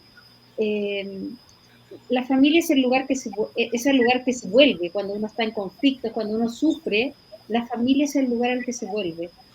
Rafael Alvira decía eso, filósofo español del siglo pasado. Tenemos que recuperar los espacios de la casa, la mesa familiar, la tarde sentados en el patio, acordarnos de las cosas que hacíamos nosotros. Yo creo que como adultos tenemos que recuperar el espacio familiar, el que nos han ido quitando. Esto de no teléfonos en la mesa, para que el algoritmo no escuche qué estamos comiendo, qué bebida queremos tomar o qué postre estamos sirviendo, ¿no? Tenemos que sacar las redes sociales así de los momentos familiares, tener momentos familiares, volver a eso. Así como decía Pamela, bueno, 3 minutos, 15 segundos, ya no sé, bueno, 3 minutos de espacios familiares. Recuperar los espacios familiares. Los hemos perdido, se los hemos regalado a las redes sociales. Hoy día uno ve una cafetería y es muy habitual ver sentado a 3 personas y cada uno con su teléfono. Ya. Entonces, recuperar espacios. No vamos a terminar con las empresas. Recuperar la privacidad del ser humano. Hoy día, lo último que uno ve, un gran porcentaje de personas, lo último que uno ve es la pantalla. No ve la cara de los hijos, no ve la cara de la pareja, el esposo que está contigo en la cama. Lo último que ve es la pantalla. Y cuando se despierta, lo primero que ve la persona es la pantalla. Entonces, bueno, sacar la pantalla de los espacios íntimos. Yo creo que esa es la forma que vamos a intentar recuperar a la familia. Poquito rato, si quieres, a partir para esto del TikTok, ¿no? Bueno, el TikTok de la familia. Este rato, 5 minutos, no tenemos pantalla. Eso es lo que yo siempre le propongo a mis pacientes y en las conversaciones grupales que tengo. ¿Y lo hacen o no? Yo creo que cuando empiezan a ver los beneficios, lo logran. Si tú a un adolescente que adolece, está con su pantalla y le preguntas cómo está y te dice, bacán. ¿Sí o no? En cambio, como si fuera bien, sería todo. Claro, o sea, como si ya logra 3 palabras seguidas, ya una maravilla. Pero si está así en la pantalla, tienes la posibilidad de generar más conversación. Tenemos que recuperar el diálogo. Es complicado, ¿no? Muy difícil. Difícil, sí. No, pero yo creo que lo que dice Pamela, yo tengo niños chicos, yo creo que mi generación lo está tratando de aplicar. No creo que seamos San Mateo, pero lo estamos tratando de hacer, porque de alguna forma nosotros que tenemos niños chicos vemos cómo se viene esto y que les va a tocar quizás un mundo mucho más difícil que lo que nosotros estamos viendo. Entonces, de alguna forma, yo por lo menos tengo muchas amigas que ya pantalla para los niños 0, uno conversa con ellos y efectivamente lo que dice Pamela es verdad, o sea, uno tiene que retomar quizás este rato en la noche, muchos papás trabajan todo el día, entonces en la noche uno come juntos, se ríe. Yo tengo la esperanza, quizás aquí voy a ser un poco desesperanzadora para una generación, pero esperanzadora para otra. Yo tengo la esperanza en los niños chicos, las nuevas generaciones. Pero también creo que ahí nosotros como padres tenemos una gran responsabilidad de cómo educamos a estos niños. Yo creo que mi generación y la generación de nosotros que estamos más grandes, yo creo que está un poco perdida ya. Por eso, en el fondo, por lo menos tengo esta esperanza en los más chicos que hay que hablarles de los temas, obviamente, según la madurez que tengan, la edad que tengan, pero hay que hablar. Yo vengo de una generación, no sé si les pasa a ustedes, donde en mi casa no se hablaba de política. Nunca hablamos de política. Yo salgo de la universidad y para nosotros trabajar en el sector público era como, ¿qué es eso? Esas cosas yo creo que hay que devolverle a los niños, hablar de política, hablar de filosofía, leer un libro, como decía la Pamela, el diálogo con los niños, pero tener una conversación, Y a propósito, disculpa Pamela, de la ley Zamudio, de la disforia de género, hablar de sexualidad con los hijos. Uno le pregunta a los hijos que llegan a consulta, adolescentes, ¿con quién hablas de sexualidad? Con nadie. ¿Por qué? Porque mi mamá se pone nerviosa y mi papá se pone colorado, o al revés, ¿sí? Y no hablan de sexualidad. O sea, esto de la intimidad de la pareja, de la plenitud del amor, de vivirla, no se habla en la familia. Está como censurado. Entonces, cuando el niño viene y tiene algún interés sexual y no sabe cómo manifestarlo y empieza a ver el tema de la disforia de género, ¿cuándo le hablamos de sexualidad? Sexualidad no empezamos a hablar a los 22 años, a los 18, cuando quiera tener relaciones sexuales. Cuando se va a casar, no sé, no se habla ahí. Sexualidad se habla desde el momento en que se nace. Somos seres sexuados. Tenemos que hablar de sexualidad siempre. Con la privacidad de los hijos, con la privacidad de la pareja, pero no hablamos de sexualidad. Y después nos espantamos porque mi hijo, adolescente, viene a decirme que parece que tiene disforia de género. Es magia. ¿Cómo llegó a eso? Entonces, los papás, los adultos, yo tengo esperanza. Tenemos que recuperar estos temas. Uno dice, a mí no me hablaron de sexualidad en la casa. Bueno, no tengo que repetir eso. Así es. Oye, perdón, por deformación profesional, a mí me gustan los números. Yo no soy abogado ni psicólogo. Mi hija es psicóloga y señor abogado. Y las dos siempre me dicen que yo siempre llevo las conversaciones a los números. Materialista. No, me gustan los datos. De derecha. La planilla Excel. Los datos. Yo para poder pensar tengo que tener datos. Acabo de descubrir aquí que Google dice que personas trans en el mundo es un 0,5% más o menos. Y personas LGBT, un 10%. Entonces yo quiero tomarme un poco lo que decía Pamela Cajales recién, que tiene fe en el hombre como Ser humano. Como ser humano, claro. No en nosotros, sino que en el hombre, bueno, yo creo que aquí nuevamente estamos ante una manipulación política a nivel global, que como se quedaron sin el argumento de ricos contra pobres, pobres contra ricos, derecha, izquierda, izquierda, derecha, que para mí yo siempre lo digo, para mí no existe la derecha, no existe la izquierda, para mí somos todos hermanos, somos todos chilenos y todos tenemos que cuidarnos y querernos. Esa es mi utopía, pero bueno, así soy yo. También está parte de mis números. Ahora, si tú ves, el número es bajísimo. Si tú sacas, mira, me ha tocado asesorar colegios en que hace 2 años atrás tenían un caso, 1000 alumnos. Es el 0, tú eres de números, pero el 0,033 no sé qué de porcentaje de alumnos. Menos. Y yo les decía a los directores, a los encargados de formación, ok, ya, vamos a abordar a este niño o a esta niña, vamos a generar un programa de acogida, de acoger sin afirmar, ofrecerle un proceso de diagnóstico integral, maravilloso. Hay 5 días, la Pamela ahí no puede ayudar porque la ley dice que en 5 días el director tiene que atender a los papás, qué sé yo. Ok, pero ¿qué pasa con los otros 99% de los alumnos? ¿Quién los acoge? ¿Quién ve a esa niñita que no entiende que su amiga ahora, que era su mejor amiga, ahora llega de niño? Sí, claro. ¿Quién la acoge? ¿Qué hice yo? Esa niñita se cuestiona. ¿Qué hice yo para que mi amiga ahora no sea mi amiga, es mi amigo? ¿Quién le explica? ¿Quién la contiene? Entonces, a veces, estos porcentajes bajitos de la población nos obligan a focalizarnos y dejamos un porcentaje importantísimo de niños sin atender. Porque la ley nos obliga a acogerlo, a entregarle los baños, permitirle el cambio de uniforme, un montón de cosas. Hay que dárselas, pero no hay que dejar de lado a estos otros niños. Fíjate que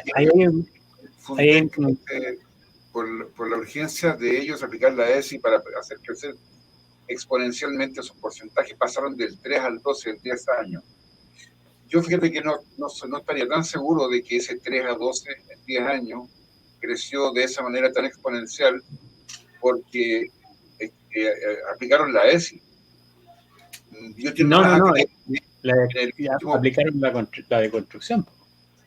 No, espérate, yo pienso que más que eso, aquí a lo mejor me puedes ayudar tú o desmentir, en el sentido de que ahora las personas que se atreven a salir del closet, antes no se atrevían. Ahora hay hasta sacerdotes que salen del closet. ¿Para qué hablar de...? Hay mucha gente, cada día más gente que sale del closet. Yo creo que las personas que tienen diferencias en su percepción sexual son más las que creemos. Pero eso no quiere decir que eso justifique las aberraciones de leyes que nos está contando Pamela. Sí, me pasa que ahí tiene otro trasfondo, perdón. Tiene otro trasfondo. Aquí se trata de nuevo los políticos aprovecharse de alguna cosa, agarrarse de algo para poderse seguir justificando ellos y seguir mamando del Estado. Yo le doy otra explicación más fácil. Yo la explicación que le doy es súper sencilla. Detrás de todo esto hay capitales que están buscando nuevos negocios y a quienes usan son a los políticos. Yo lo veo así. Aquí me lo trajo Patricio. De hecho, en Argentina, cuando se cambia la ley de género que ellos tienen, nos contaban cuando nosotros fuimos a hablar con algunos activistas que las clínicas de hormonización habían crecido en un 60%.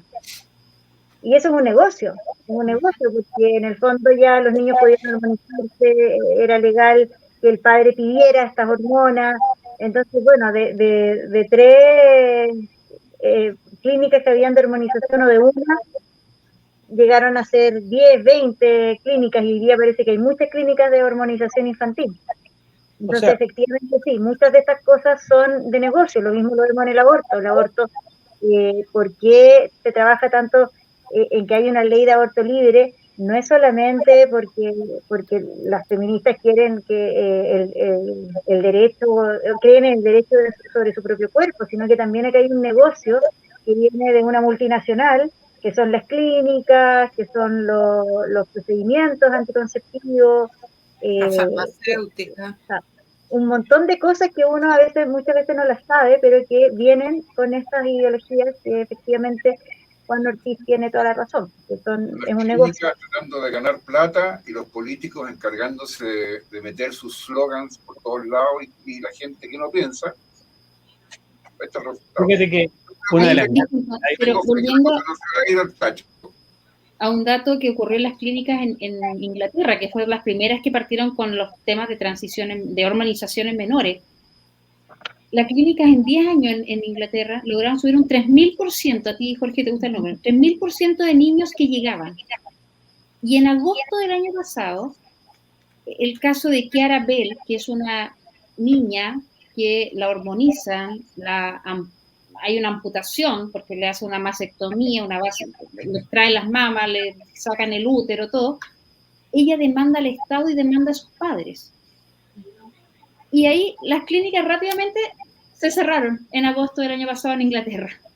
Ella lo que tenía era autismo, ¿verdad? Ese es el caso de la niña que descubrieron que era autista. A la base, un diagnóstico mal diagnosticado.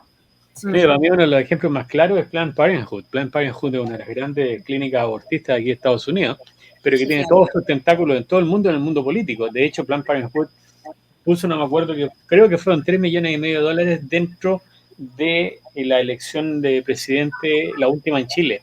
Estuvieron metidos allá, haciendo lobby. ¿Cuál es la razón? No es porque quieran ser buenos y meterse en la política, no. Lo que están buscando ellos es ayudar con el dinero suficiente para que los políticos puedan pasar las leyes que ellos quieran, y realmente lo que buscan no es una ganancia política, lo que ellos buscan es que el cliente realmente sea el Estado, que el Estado pague por la organización, por la transición y todo lo demás, y ya con eso ellos ya están listos, no se preocupan. No es lo mismo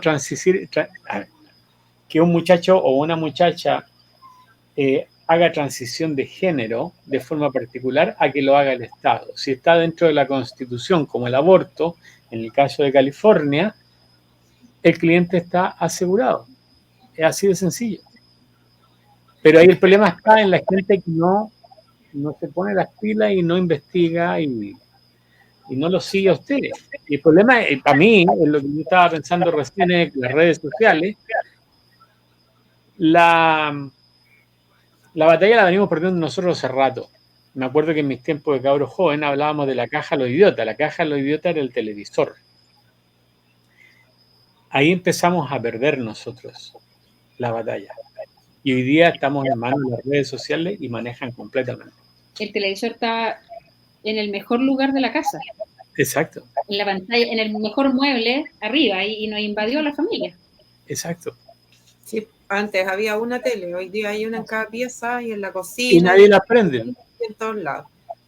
Y nadie las prende, pero todos tienen su celular y ven sus redes sociales ahí. Redes sociales, TikTok.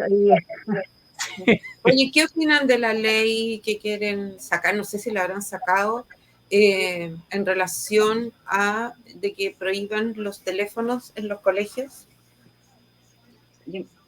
Pamela sabe cosas legales, pero yo encuentro que es una pérdida. O sea, tenemos tantas cosas que ocuparnos de educación que sabemos que el teléfono no le enseña a los niños. ¿Por qué tenemos que hacer una ley para que el colegio decida no tener teléfono? O sea, claro, y los colegios hoy día, con la pandemia, se acostumbraron a mandan todas las tareas al celular, al correo, tienen que subir los trabajos, las tareas, todo ahí. O sea, hoy día no tienes un trabajo manual en que cuando uno iba al colegio cargado como burro con las cartulinas, con todas las cosas, hoy día los niños no tienen eso. Todo lo hacen en el computador. Yo estoy de acuerdo con, a ver, yo creo que efectivamente esto no debería, ¿por qué tener una ley para prohibir los celulares? Cada colegio debería prohibirlos. O sea, ¿por qué los niños tienen que llegar con celular? Esa es la primera pregunta que nos tenemos que hacer. ¿Por qué tienen que usar celular en la clase? Mi experiencia, yo cambié a mis niñitas de un colegio a otro por el tema de las pantallas. Uno de los temas era el tema de las pantallas.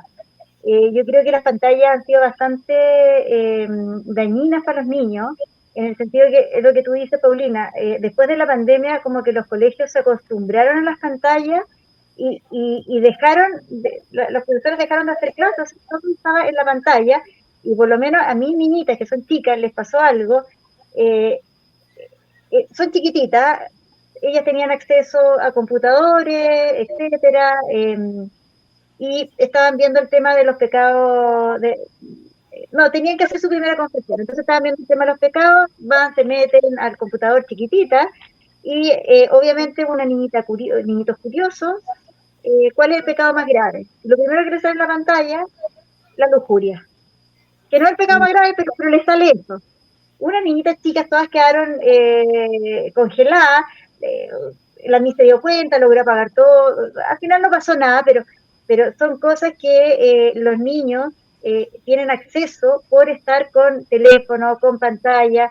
Otra cosa que también, ¿por qué se pidió esta ley? Porque los colegios han tenido mucho tema con grooming y también con el acoso, con la pedofilia. Entonces ya he sabido que hay muchos pedófilos que se hacen pasar por adolescentes y se van metiendo. Muchas veces los niños que están solos les mandan fotos. Y bueno, han pasado cosas bastante graves en algunos colegios. Y es por eso que al final se tuvo que hacer esto de la ley, porque habían muchos colegios solos han dicho no más teléfono en el establecimiento ni pantalla, pero hay otros colegios que no.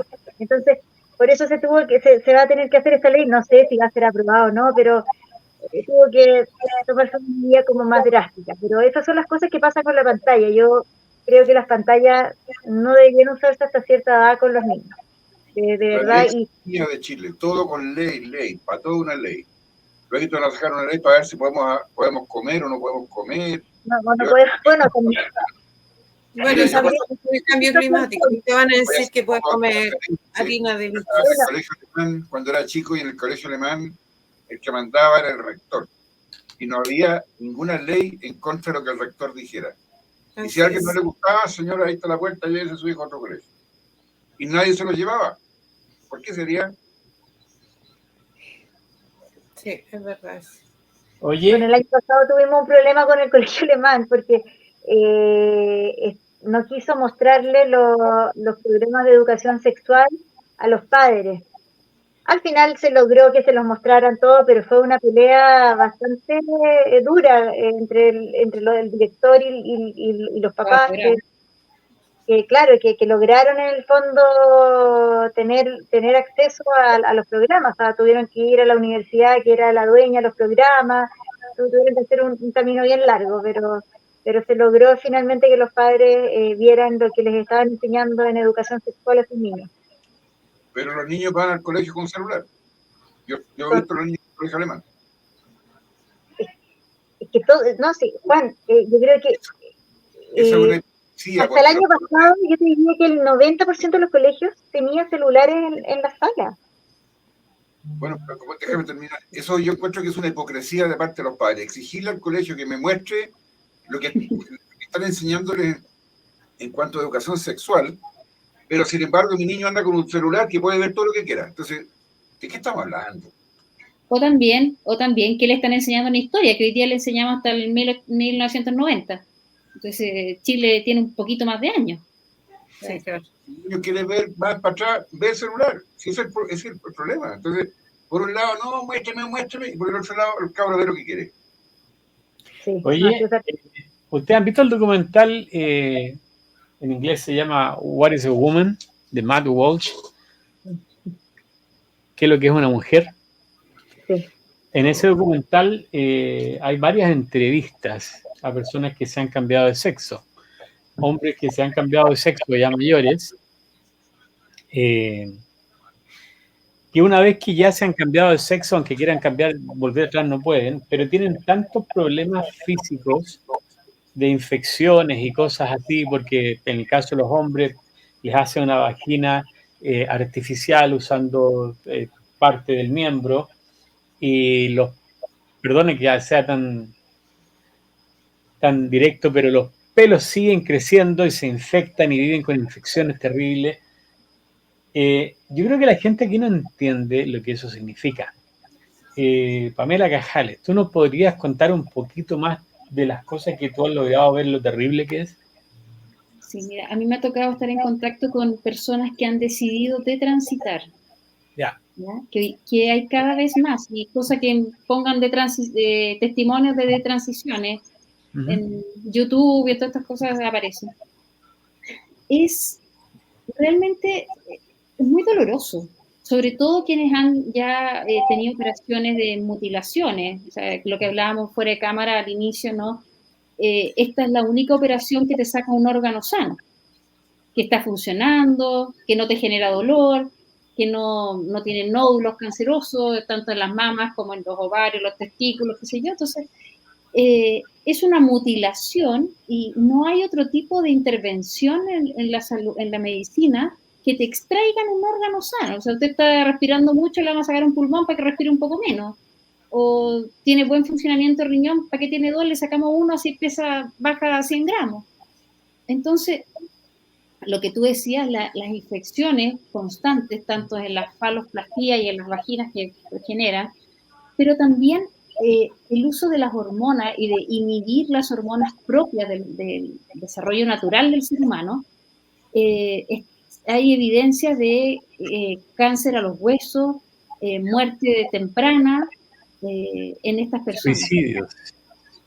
Suicidios también, pero lo que pasa es que a mí me complica un poco usar la palabra suicidio, Juan, porque a los padres muchas veces le dicen: si usted no permite la transición de su hijo se va a suicidar. ¿Sí? Yo creo que eso nos da para otro tema de importante de profundizar, pero claro, si a ti te dicen: oiga, si usted no permite que su hijo haga esto, se suicide, dice, bueno, que lo haga, ¿sí? Pero entonces la palabra suicidio se mal utiliza mucho. Ocurre también el tema de los suicidios, por supuesto, en estos adultos que han detransitado. Tenemos personas que públicamente han mostrado sus casos en Chile, de esto de transitar y que queden como hormonodependientes, lo que hablábamos. O sea, no pueden, como les hicieron una vasectomía, una mastectomía, tienen que seguir consumiendo las hormonas.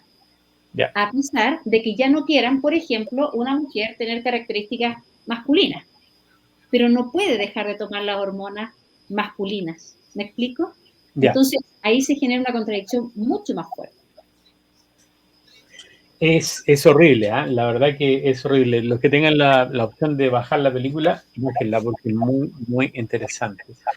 Para ir cerrando, Pamela Pizarro, para ir cerrando, porque ya llevamos 1 hora 40.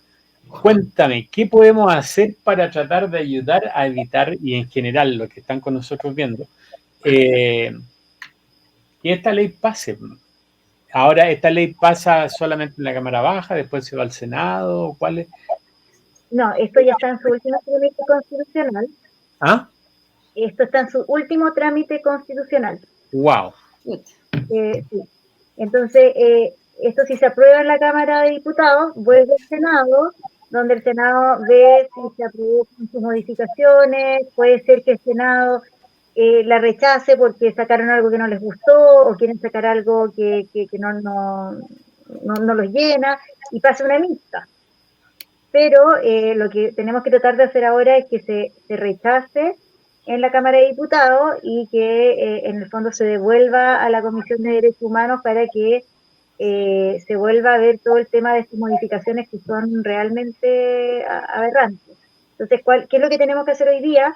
Bueno, hoy día todos los ciudadanos deberíamos empezar a averiguar quiénes son nuestros parlamentarios del distrito y empezar a mandarles mails, los que tienen los números personales, empezar a mandarle mensajes y en el fondo explicarle. Hay muchas minutas, hay videos de muchas personas que están en organizaciones que estamos explicando artículo por artículo el por qué se debería rechazar esta norma y exigirle que vote en contra.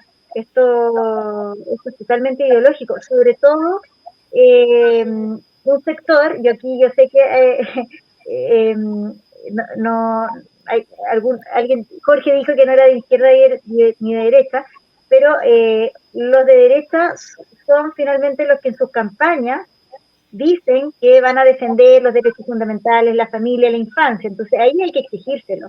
A una persona de izquierda, yo voy a hablar con ellos, pero me van a mirar, probablemente van a romper lo que les entregue y van a votar a favor porque es su ideología, es lo que ellos promueven. Entonces, a los que tenemos que convencer aquí es a los diputados desde demócratas hasta republicanos. Yo creo que los republicanos van a votar todos en contra, pero obviamente tenemos que conversar con ellos porque también uno tiene que hacer una presión con el parlamentario, que sepa que lo estamos mirando, que lo estamos de alguna forma vigilando, que vote, que no vote. A mí lo que me llama mucho la atención es que en Chile no son capaces de ponerse de acuerdo en inmigración.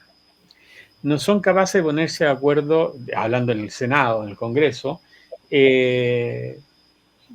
con los asaltos y con la delincuencia, ¿ya? No son capaces, las pensiones y un montón de otras cosas, pero sí son capaces de pasar o tratar de pasar leyes como esta, pues. No tienen ningún problema para alinearse todos ahí. Es impresionante. Yo sinceramente quedo muy preocupado. Me llama mucho la atención. Muchísimo la atención. ¿Cuándo es la votación, Pamela Pizarro? Todavía no está publicada, pero está inmediata. Entonces, lo más probable es que lo suban en tabla de la sesión de sala ya para el día martes o el miércoles. Yo no creo que pase de esta semana. Por eso nosotros el día lunes vamos a ir al Congreso, varias personas de distintas organizaciones, vamos a ir a conversar con los diputados y si tenemos que ir el martes, vamos a ir el martes también. A convencerlos de que no tienen que votar, pero necesitamos la ayuda de ustedes porque ellos ven una presión de sus propios electores. Más encima ven gente en el Congreso que les está pidiendo que voten en contra, van a estar obligados a tener que leer esta norma y votar en contra. Hay que cruzar los dedos. Alguien dice algo que es bien importante, que yo creo que también es un tema que hay que empezar a hablarlo desde ahora. Mucha gente habla de la Agenda 2030, pero no sabe lo que es la Agenda 2030.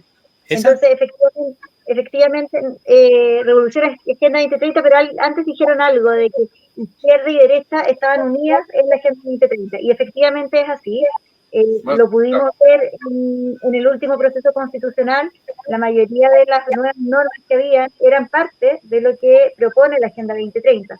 Entonces, hay que entender lo que es la Agenda 2030 para entender lo que se está haciendo en el Congreso y lo que se está proponiendo en todas estas nuevas leyes o modificaciones a normas que ya tenemos, para entender el trasfondo y el objetivo final de cada legislación.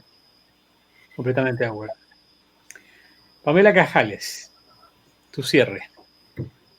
Bueno, muchas gracias por la invitación, y mi cierre tiene que ver con la conveniencia de un diagnóstico integral y para tomar una decisión. Lo importante de informarnos, de poder a estos niños, adolescentes o adultos que tengan la intención de transitar, poder ofrecerles, ojalá desde el Estado, que lo veo casi imposible, ¿no?, un diagnóstico integral que permita tener certeza de lo que quisieran hacer, poder descartar diagnósticos a la base. Eso hoy día se hace tan poco. La psiquiatría, el tema es que cuando el cerebro se nos daña, yo no lo puedo tocar porque está metido entre una caja de huesos. Cuando me duele el hígado, me lo puedo tocar si está inflamado el vaso, no sé qué, pero el cerebro, cuando se nos enferma, no lo podemos tocar. Y la salud mental es un tema serio. Y en nuestro país no tenemos la seriedad para tratarlo. Hay casos en que la disforia de género en nuestro país está siendo mal diagnosticada, precipitadamente. Y a eso llama a los papás a que se informen, a que consulten, que pidan más de una opinión. Y esto está ocurriendo en las clínicas privadas y está ocurriendo en los hospitales. No es transversal socialmente, económicamente. Muchas gracias por la invitación. Gracias a ti. Pamela Pizarro, tu cierre. Bueno, igual, gracias por la invitación. Muchas gracias por tener estos espacios, y también digamos a todos los ciudadanos a informarse, a entender lo que estamos viviendo hoy día, porque es un proceso difícil, pero es la etapa que nos tocó, ¿no? Ya salimos de la etapa de los 90, estamos en una etapa mucho más avanzada, donde aquí lo que se está buscando a nivel legislativo y también a nivel, yo te diría, espiritual y filosófico, es ir por los niños. O sea, todas estas ideologías van contra la inocencia de los niños, porque son a ellos a los que necesitan para poder ejecutar completamente lo que es su revolución. Entonces, yo hago un llamado a todos los padres del país a que se unan a nuestra causa y que nos ayuden a defender a nuestros niños, porque aquí yo lo que hago, lo hago por ellos, tengo niños chicos, como les dije, y no les quiero dejar este país, tampoco quiero que no puedan tener la oportunidad que todos nosotros tuvimos de tener una familia, tener una vida mayormente tranquila, donde todavía no está naturalizado lo que se viene y que yo lo veo claramente en estas normas que hoy día se están modificando en el Congreso. Así que eso, muchas gracias, y de nuevo pedir la ayuda a ustedes, que nos ayuden con los parlamentarios para que volvamos a enderezarlos y vuelvan a votar a favor de la familia y de la infancia. Absolutamente. Paulina, Jorge. Yo solo decir que el género es para hacerse ropa. No tiene nada que ver ni con el hombre, ni con la mujer, ni con la persona. ¿Ya? Así que todo lo que diga género en relación a las personas quiere decir que está mal.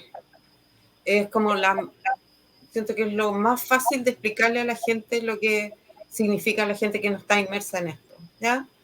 Usted tiene su sexo, su orientación sexual es suya, pero es su orientación, no es su sexo. Así que todo lo que venga en leyes, normas y cosas extrañas en que se mencione el género o la ideología está mal enfocado. y solo es para hacer daño. Y como dice las Pamelas, es destruir la infancia. Así que ojo ahí, nosotros ya estamos grandecitos ya y tenemos que preocuparnos de los niños. Los niños son el futuro de este país, el futuro del mundo y no podemos permitir que los toquen. Los niños no se tocan bajo ninguna circunstancia. Exacto. Don George. Bueno, yo quiero aprovechar de agradecer a ambas Pamelas por habernos acompañado hoy día. Muy interesante, muy educativo, como siempre. Es la idea de este programa, que la gente se pueda informar y hacerse sus propias conclusiones.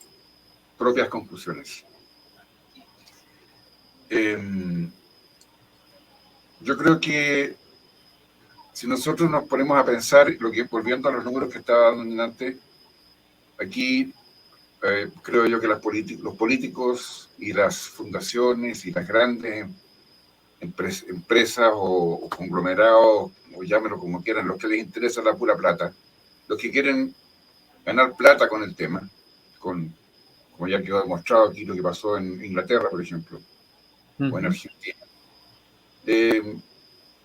no van a tener éxito. Yo creo que no les va a ir bien. Este es un tema que han tomado para reemplazar a otro tema que era la lucha de clases. Ahora están usando esta otra lucha, pero no tiene ni pie ni cabeza. Yo creo que esto no va a prosperar. Yo creo que esto al final del día se les va a venir encima a esta gente maldita, como todo lo que el que hace mal, el mal se le devuelve.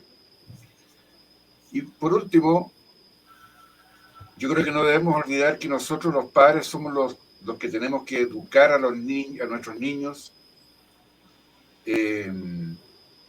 para que sean buenas personas. Si necesitan ayuda, dársela, estar atento, no dejarlos que los críe una pantalla. Yo sé que cuesta, pero yo creo que los padres de a poco se están dando cuenta. Yo lo veo con mis hijos.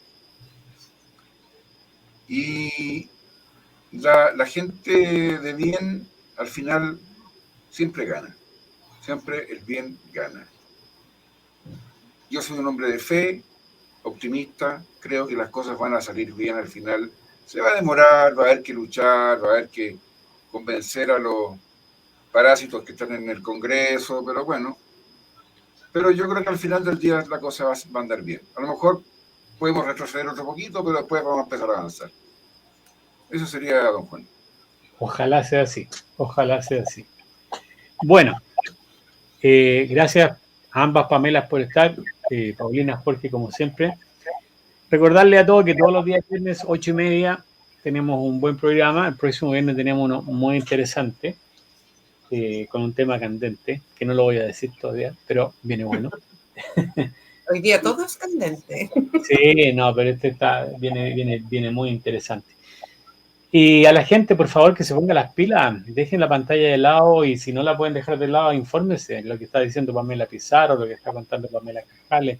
Es importante que se hagan presentes en el desarrollo del país. Si ustedes miran, fíjate que yo puse un asunto en mi Facebook, si ustedes miran fotografías de los líderes mundiales en este momento, si miran fotografías de las caras de las personas que están siendo oprimidas, ya sea cualquiera sea la razón, en Haití, en todo lo demás, en otros lados, se van a dar cuenta de que los líderes y los sufrimientos que la gente está teniendo tienen una sola causa. Y la causa es cuando las personas no son capaces de involucrarse en política. Si usted no se involucra en política, elige malos presidentes, tal cual como está pasando en Chile, y malos políticos. Así es que muchísimas gracias por estar el día de hoy. Nos vemos el próximo viernes 20:30. Buen programa. Cuídense. Gracias, chicas. Gracias. Gracias. Estén bien. Chao, chao. Chao. Chao.